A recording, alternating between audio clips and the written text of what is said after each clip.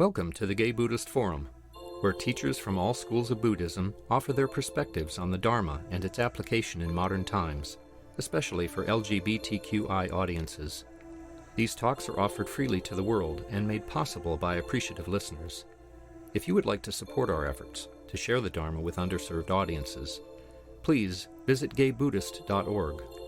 There you can donate, find a list of upcoming speakers, or enjoy many hundreds of these recorded talks dating back to 1996. Thank you so much, Cass. I appreciate you so much. And I'm so happy to be here once again. It's been a while since I've seen you, and there's been a lot in between. It's so beautiful to be back in this space via Zoom, since I'm not in the Bay, but I'm happy to be able to zoom in and be with you. So Cass has allowed me to do something a little different this morning, and I would love for us to practice a little bit of friendship, friendliness, fellowship with one another. And that just means we're going to turn toward one another. Those of us who are in the room, roomies, well, just nothing complicated, just someone near you. And if there needs to be a group of three or two, that's fine. We're just going to take barely 2 minutes. And here in Zoom, we will break out just into pairs, and we'll do that. Cass will help us with that. And my question to you is for you to speak on is something beautiful this morning. Something beautiful this morning that you can speak on and share about. Yeah, so I'm going to keep time for us. I won't leave you there forever. And we'll go break out now. So turn towards one another. Something beautiful this morning. That's all. Is something beautiful this morning. Something beautiful this morning that you can speak on and share about. Yeah, so I'm going to keep time for us. I won't leave you there forever. And we'll go break out now. So turn towards one another. Something beautiful this morning. That's all. Beautiful. Thank you for indulging that. I always find it, we're in a different room now that we've had a chance to touch in with each other. And so we will meditate. I'll hand it to Cass. A beautiful way to start the meeting. Thank you. So we will now sit in silence for 30 minutes. And then we'll come back and hear from Syra. Welcome, everyone. Thank you for that lovely meditation. Great way to start my Sunday. So I thought today I would speak on something that is really up for me right now, and it actually just kind of seems to be in the air. Change and transition. Anybody experiencing change or transition? Yeah, it's kind of interesting. It's a near constant thing, isn't it? And it seems particularly sort of in the air right now. It's a little bit crazy, I know, for many folks. Sometimes a society or a group of people who associate will experience what we refer to as a growth period or a transition period together. We do that sometimes. So I kind of feel that. I don't know what it is. Sometimes I think planetary if you believe in that sort of thing. It's certainly up for me in my life. And so we can sometimes experience this on a larger scale and on a personal scale. So I decided to touch on this morning. It's funny. So my partner got me into this this AI thing, this chat GPT. I was really skeptical at first. I thought, oh no, they're just going to take all my data and they're going to, who knows what they're going to do, infiltrate my life in some way. But she convinced me that it was safe and they can't, they can't speak on anything in the current time. So they're always 2 years behind, and that's their security feature. But I asked the chat GPT just these exact words to share about humanity's relationship to change. And that's what I said. And this is what it said. It said, change is the thread woven through the fabric of human existence, a constant force shaping our journey. In transition, we navigate the spectrum of emotions, from the excitement of new beginnings to the discomfort of uncertainty. It's in these moments that growth unfurls, pushing us beyond familiar boundaries. Like a butterfly emerging from a cocoon, we transform, shedding old layers to reveal the evolving tapestry of our identity. The dance of change, though challenging, whispers the promise of resilience and the beauty of embracing the unknown. That is so wild. So that wild. The nature of change. I like how it says the dance of change, though challenging, whispers the promise of resilience and the beauty of embracing the unknown.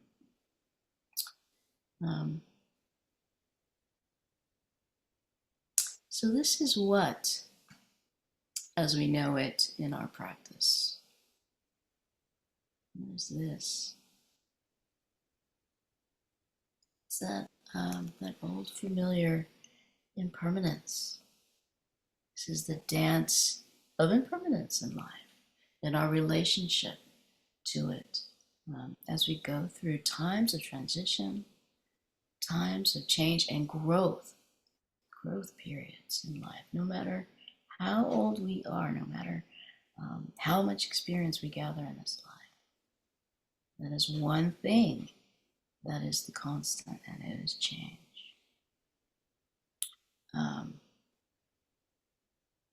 So this is the wonder and magic of understanding impermanence.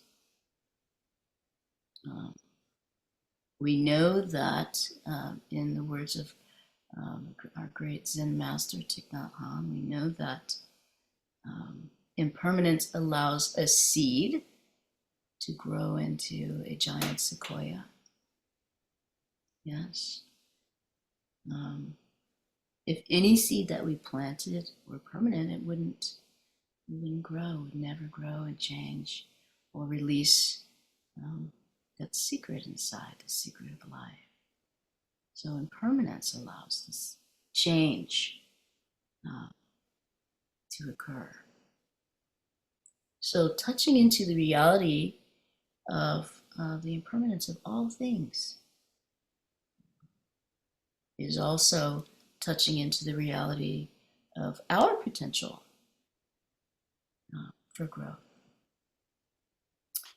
and our ability to blossom as humans, for our hearts to soften, for relationships to deepen, whatever it might be. And so as we grow our capacity to hold our experiences in this light,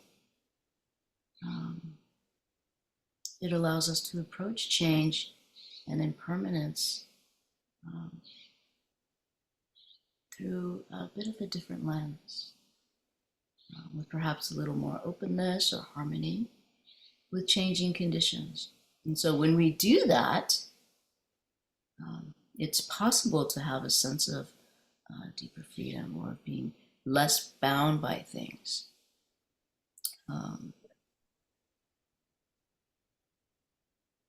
We can allow ourselves, and really all that is around us in life, here in this beautiful, amazing human life, to be just what it is, just what these things are, constantly changing, evolving, being born. And so can we hold our sometimes turbulent periods of transition in this life? Impermanence, we know it, anicca. It's the Pali word, anicca, for impermanence. Pali, of course, being the ancient language of the Buddha. A, meaning na, and nicca, meaning constant, continuous, permanent. So it's not constant, not permanent, anicca. And it's just referring to the fact that everything that occurs in this world is inherently subject to change, to arising and passing away.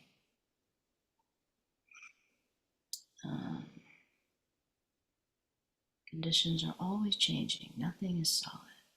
And this is central. It's a central teaching in our tradition. So if we're talking about working with change, transition, growth, however it lands, we also have to talk about something that I'm sure is very familiar to each of you, and that is attachment and desire.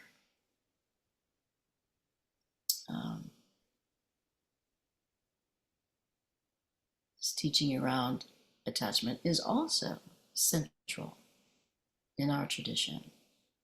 The Buddha's first teaching, yes, the Four Truths, right? It's all about that. The Dharma Chakra Pavatana Sutra. It's in the Samyutta Nikaya, and it's Dharma Chakra Pavatana Sutta is the turning of the wheel of Dharma. This teaching around attachment and desire. That's how central. And it's basically the teaching, right? The Four Truths. There is suffering. The condensed version is the Four Truths. There is suffering, is the first truth. It's true. There's difficulty, there's challenge in this life. There's discomfort, there's things we don't like. And what is the second truth? We know this. The second truth is the cause of suffering. And what is that? We are wanting things to be as we'd like at all times. I know I certainly. This grasping, Goldilocks syndrome, just right, just perfect. My wife is always poking at me. She calls me the princess and the pea. You know, I like for things to be just right. And I'm sure that resonates with many of us. It's holding on. It's being bound by, grasping and clinging.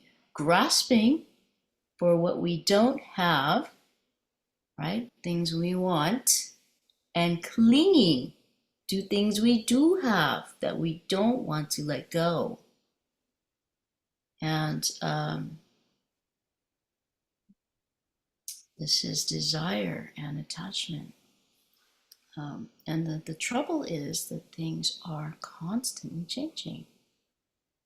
So no matter how much we'd like to hold on to a thing or a circumstance or a relationship, our children, whatever it is. It's destined to cause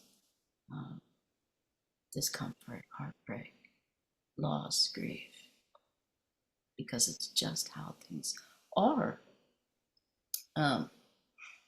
Heartbreak, disappointed, all related to this phenomenon. So can we open to the process of softening,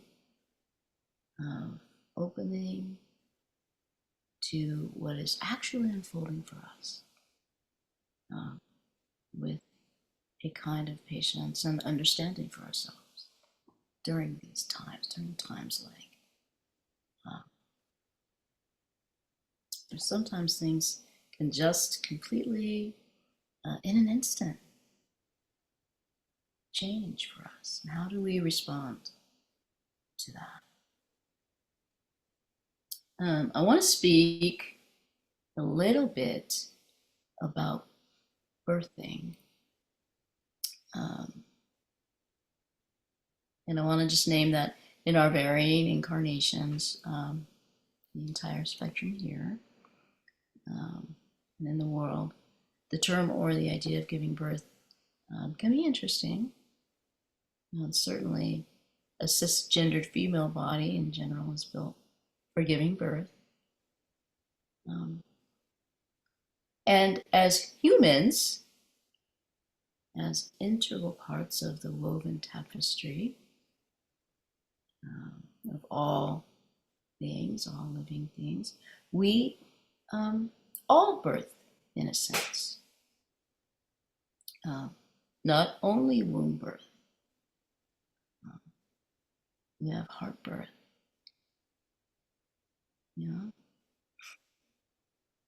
We give birth to transformation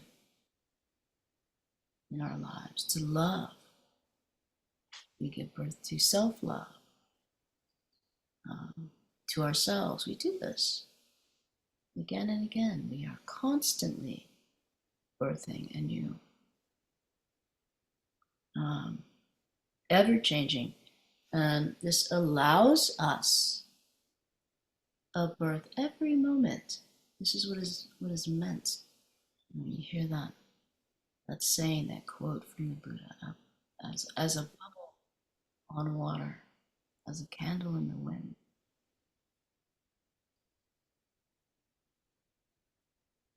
We're here in the present moment because each moment is a finite thing.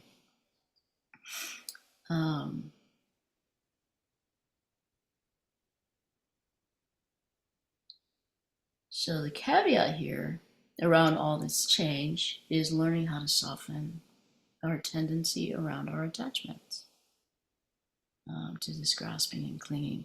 And so we hear these words, grasping and clinging, over and over. What is the real meaning when applied to our lives?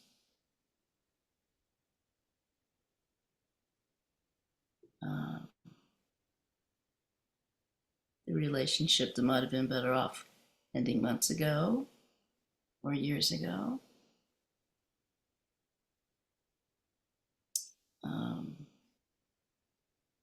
Caught in suffering, caught in fear. We do this. Swimming upstream, looking to attain things, all manner of things. And we all know there's no real lasting peace in that treadmill or hamster wheel that we find ourselves on in this life. The carrot, just over here. Where can you soften? Where can we soften the grip? It's hard to look at these places of clinging. Sometimes, whatever the circumstance, the boat. Sometimes the boat is actually sinking, and we just keep shoveling the water out. Yes, a wet Cold, tired.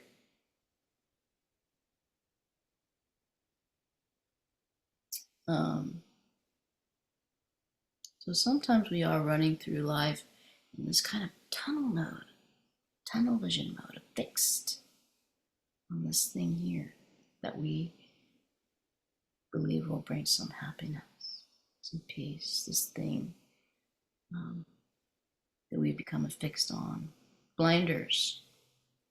And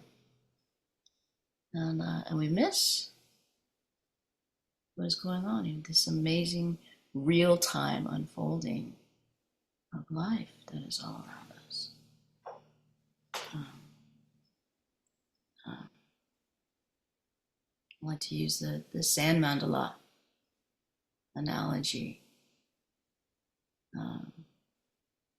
In Tibetan Buddhism, sand mandalas can take a really long time to create, in days or weeks.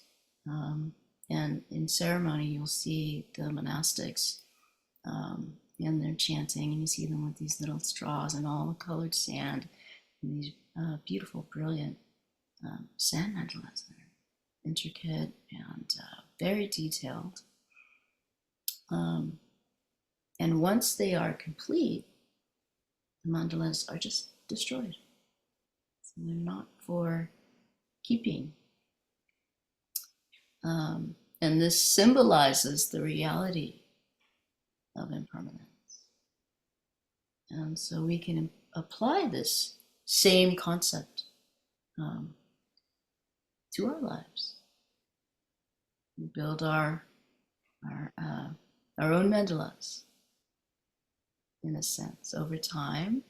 Yes, many years and decades, and they become very intricate, so very intricately woven and complex, our life mandalas. And we actually begin to believe that these life mandalas define us. That this is who we are, this is who I am. This complexity can at times actually stifle us and hinder our growth and keep us from experiencing any sense of freedom. There is a very real freedom in this life that is truly yours. And so we just need to begin looking deeply in order to see the truth of what stifles us, maybe keeping us stuck, keeping us from engaging the vibrant spontaneity that is arising all around us in life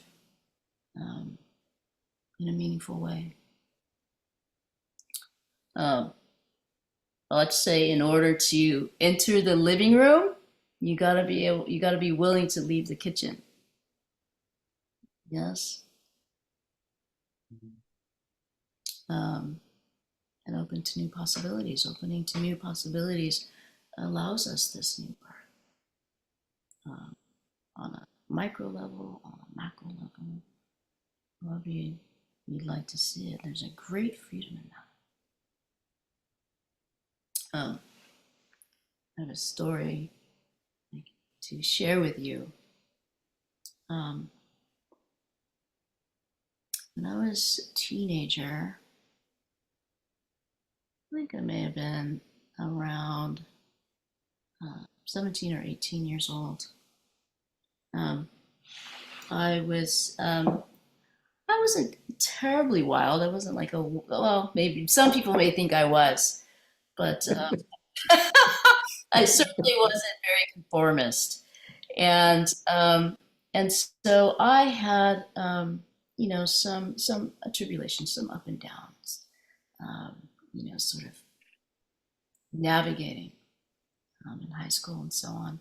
And so one summer, my mother thought it would be a good idea for me to go to spend some time in Hawaii with some friends and family. So we scrimped and and saved, and we got the money together, and she sent me to Hawaii. And I away from my friend group and all, and I spent some time there with friends and family for the summer. And it was a beautiful experience. I've never been there before, and it was wonderful for me. And it was on the Big Island. And while I was there, I rented a mountain bike, um, just to get around, to go and do what I wanted when I wanted. So I had this bike, and one morning I just went out. I went out on my own, and I used to ride around the town and kind of explore and so on. And I found myself at a little school. I don't know if it was a high school or an elementary school or what, but it was a school. And I was just kind of riding the bike. They had like those red clay hallways and so on. And so it was kind of fun to ride around. And I was riding around in the parking lot and so on. And I saw in the distance a rainbow. And because it's constantly sunny and constantly raining on the Big Island, in Hilo anyway. And it's warm and raining.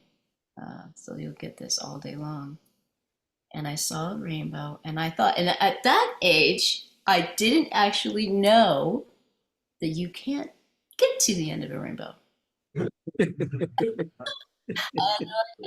thought, I know what I'll do today. To find the end of that rainbow. And I wanted to stand in the rainbow. I wanted to have a rainbow shower. And so this is what I imagined, and I had the whole day, so I took off, and I had quite an adventure. I had a lovely time. It was wonderful. I spent half the day doing this. I found a coffee farm and cacao plantations where you could taste chocolate, and someone with sugarcane on the side of the road. It was so nice. I found horses in a meadow. It was so lovely just to interact. And one thing I noticed though was every time I thought I saw the rainbow touching down, I would get closer to it and it would just jump away. And I thought, oh, okay, just around the next bend. And so I would go around the next bend, and oh no, it's actually over the next bend. So I just going and keep going, and I thought at one point I saw it in the middle of this field. It was actually touching the ground, and so I dropped my bike. And if you know Hawaii, you know that it's like moist, and there's like a bush and so on. So I'm bounding through, and to go find this rainbow, and I notice that it's just gone now. It's basically across the ocean, like in the middle of the ocean, and I finally accept that it's a mirage. You can't, and I get it. You can't find the end of the rainbow. And as I'm kind of swallowing this, getting this acceptance, I look up. It's like all of a sudden I'm here, and I'm standing in the middle of this field, and I notice that the rainbow is actually stretched out over me. And it was like this eerie, that eerie light that rainbows give off. And I'm just right underneath it. And it's almost entirely silent except for this breeze. And there's those weird little bugs that are buzzing. And I'm having this surreal experience. There's a cloud that's floating. It looks like I can almost touch it. And this light is shining down on me. And I'm looking up, and you can see the rainbow. And I see that it looks like gases, although it's not. It's light, kind of flowing and melding into it. And the more that I look at it, the brighter it becomes. And it becomes a double rainbow. And so the minute that I let go of this fixed point that I had and become aware of what I actually am and what is actually happening for me, I have this experience. And so I have this moment, my little teen self. And I turn to go pick up my bike. And I want to get one more look at the rainbow. I turn around and it begins to rain and the rainbow is gone. So we have this. We have this in life. Same in life. We chase the rainbow. We want to get to the end of it.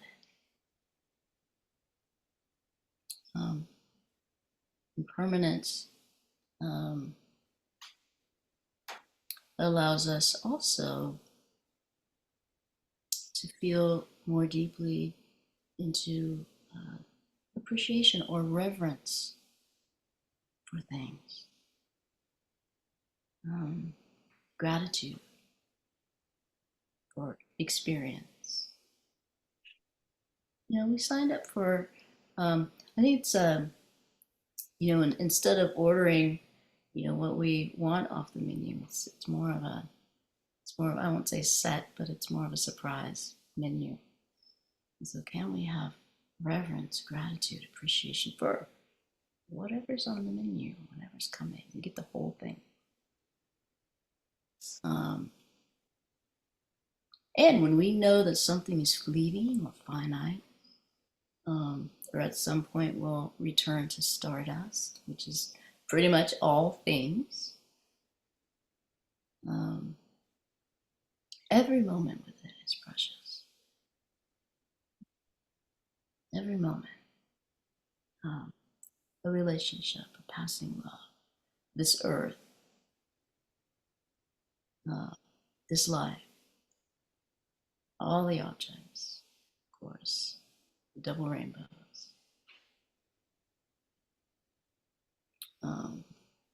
Awareness of our own impermanence or mortality is what intensifies our experience as humans. This human experience is finite. Eternity is infinite. The experience of time passing lies within us. Our time is finite. In a sense, in these bodies, little bodies. And that makes us feel vulnerable. We're vulnerable to old age. We are vulnerable to sickness. We are vulnerable to dying. And it's what gives us a sense of urgency about getting the most out of every moment. Yes, and that's why we want it to be exactly how we'd like it. And it can also inspire a reverence for every experience in this life. That sense of urgency can bring us to the extremes of our mind states, our emotions. This urgency. Really wanting happiness, discarding, resisting, turning away from what we perceive as unpleasant or painful experience. So with this sense of not having the time to waste on all of that, right? And what's that garbage? Is any time spent in our human experience a waste? And if so, if yes, how so?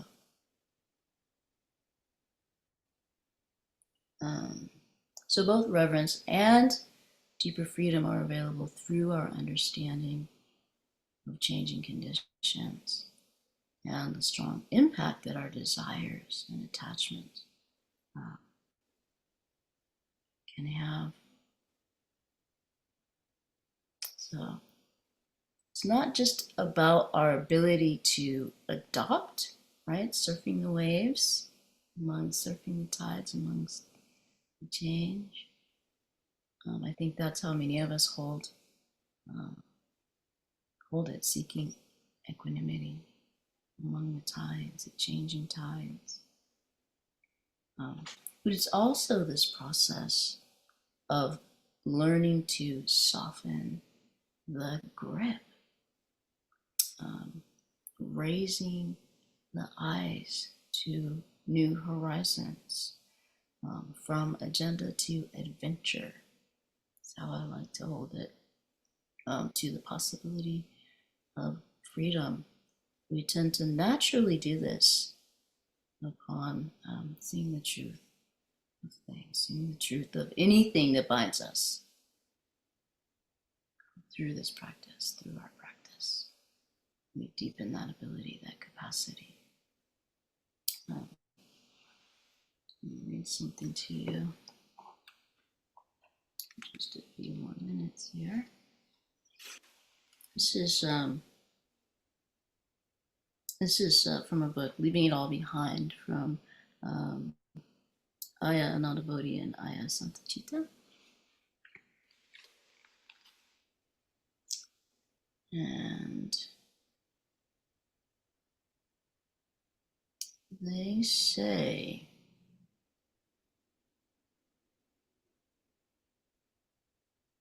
it's not that things will always feel good. That's impossible.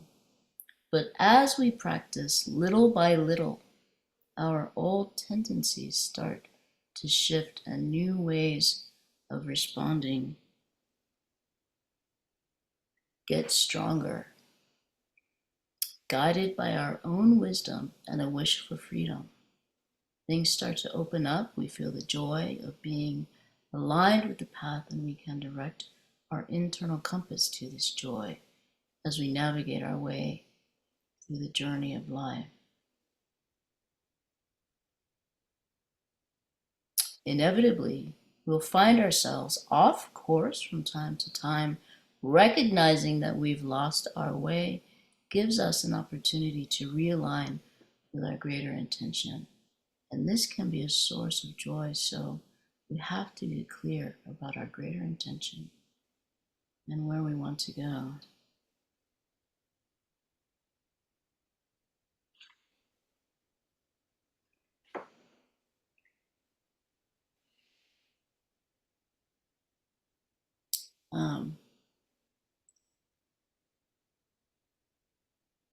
I've also been doing a bit of thinking around the Heart Sutra, Prajnaparamita. It's a sutta or a sutra in the Mahayana Buddhist tradition, originating in India some 2,000 years ago. Prajnaparamita. And this is having to do with our relationship to impermanence or emptiness, changing things, samsara. Prajnaparamita. Prajna means insight or wisdom, and param means the other shore, and ita means gone. And so it's the insight that brings us to the other shore. The insight that brings us to the other shore. It's our perfect understanding of the perfection of wisdom. There's also a female deity, there's a deity named Prajnaparamita. And she is the personification of perfected wisdom, also known as the Great Mother, eternity, ether. She's known to be self-born. So this all-encompassing being, the Great Mother, all things, ether. This is the understanding of this truth is the perfection of wisdom. And so she's said to be the mother of all Buddhas. Because from perfected wisdom comes enlightenment. Yes, from which all Buddhas are born. So the insight of the Prajnaparamita is the ultimate truth, transcending all other truths, it's said, in the conventional sense. And it's considered by many to be the highest insight in the Buddhist traditions throughout. It's the perfect understanding of what is happening here, of the truth of reality. So this sutta teaches us about the journey from ether to ether. And all the stuff in between is what we tend to get in a tangle about. And this truth of emptiness, can also support us in softening around all that urgency that we get in a tangle about. It's everything all the time. Samsara is eternal. Samsara is happening cell by cell, leaf by leaf. Each moment, nature, the trees, the stars, constantly changing form. And this is the nature of all things. And this is the flow of samsara, the flow, the wheel of life, all around us, and it's endless. It is an eternal cycle, and it's happening now. Change. And so when we're in it,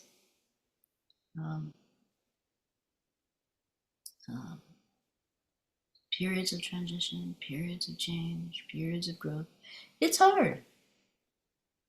We're walking through circumstances that we'd rather were different. It can be really, really challenging at times. And so life changes can sometimes be so abrupt or difficult that we can sometimes feel stuck and or go through periods of confusion. And I've always considered myself a fairly directed person, with a pretty strong sense of knowing. Excuse me. And then we all likely have this sense at times throughout our lives, knowing where we want to go, knowing what we want to do, having a sense of clarity. Sometimes we come to a precipice, whatever it might be. We have a life-altering experience, who knows? And that sense of knowing is nowhere. That sense of knowing can get lost. So I've had this happen a time or two in this life.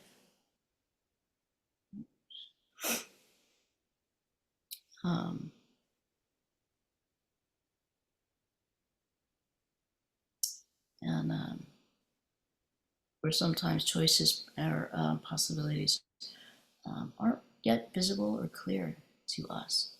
And this can happen. This happens to us. So there can be a gap, or can there be a gap? I like to look at these as an opportunity to explore the unbound, storyless self. When such situations should arise. The chapters are yet unexplored, unwritten, and this can be a really powerful place. This type of space, this type of listening space. Can we hold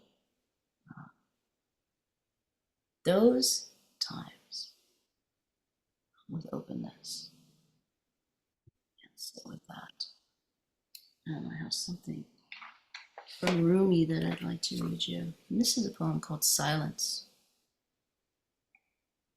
He says, last night I became mad. Love saw me and said, I am here, don't shout, don't wail, just be silent. I said, oh love, what I fear is something else. Love said, there is nothing else, just be silent. I will whisper divine secrets in your ear, just nod yes and be silent. I said, is this face angel or human? Love said, neither angel or human, just be silent. I said, I will lose my mind if you don't tell me, Love said. Then lose your mind and stay that way, just be silent. You who sit in this house filled with images and illusions, get up, walk out, go, and be silent. I love that. We always have this voice of love whispering here. We know we have that knowing as we are discerning. Sometimes we don't listen, but love is always whispering this path to us. So sometimes we simply listen within the emptiness. So what happens when you shush our own madness and listen to love? This is it can be change. Transition can be a time when all directions are open to us, and that's a powerful place. As long as we are willing to leave the kitchen. So I will stop there, and thank you so much for being here and for listening. And as you go, maybe holding for yourself some questions over the next week, some inquiries. How are you holding your transitions? And where has your heart grown wiser? Where has your heart grown wiser? It's very interesting looking into those places. So thank you so much. Thank you for having me. Thank you so much, Syra. Just a reminder, Syra's website is projectroot.org. Okay, so we'll gather for the dedication of merit. Today we're going to include the monitor in our circle.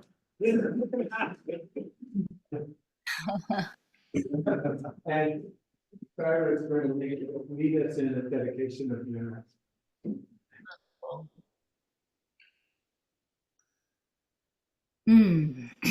So, just allowing what's been shared to settle.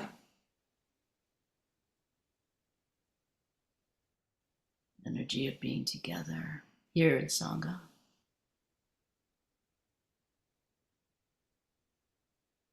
And so may any insights, any benefits, any connections, any friendship,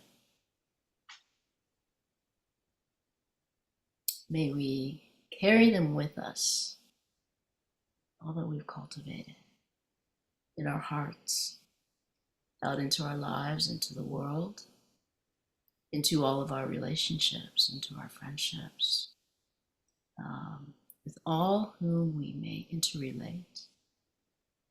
May they ripple outward in all directions, reaching all beings everywhere. May all beings know the secret, the great secret of change and impermanence and birth. May all beings know the great friendship, which is spiritual friendship and Sangha. May all beings know community and support and love. And may all beings walk the path to freedom.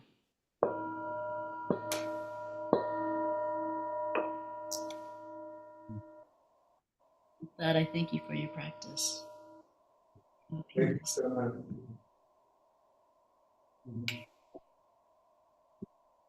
Everyone.